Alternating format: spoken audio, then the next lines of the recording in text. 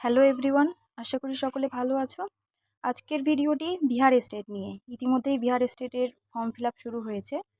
তোমরা যারা যারা ভাবছো যে বিহার স্টেট দেবে, তারা ভিডিওটি শুরু থেকে শেষ পর্যন্ত দেখবে। ওকে, প্রথমে জানবো যে বিহার স্টেট কি, কারা দেবে। তোমরা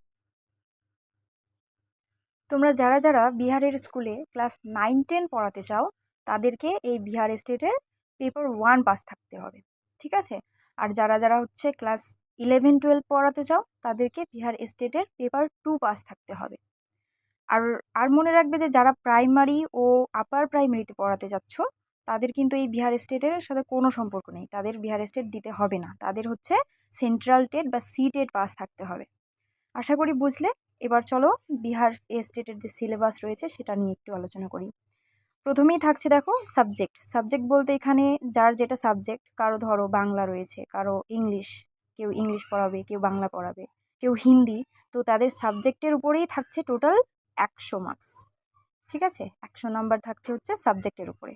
তারপরেই থাকছে art of teaching. Art of টিচিংয়ে যেমন কি মাইক্রো টিচিং রয়েছে, আরও অনেক কিছু রয়েছে। ওই আর্ট অফ টিচিংয়ে টোটাল থাকছে 30 মার্কস।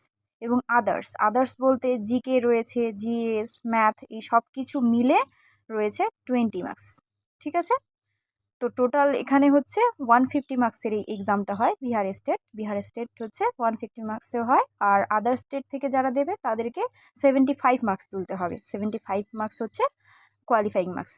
এরপরেই বিহারের মেন্স দিতে পারবে তোমরা। যেমন কি টিআরই হচ্ছে, টিআরই 3.0 হয়েছে, এবার 4.0 হচ্ছে।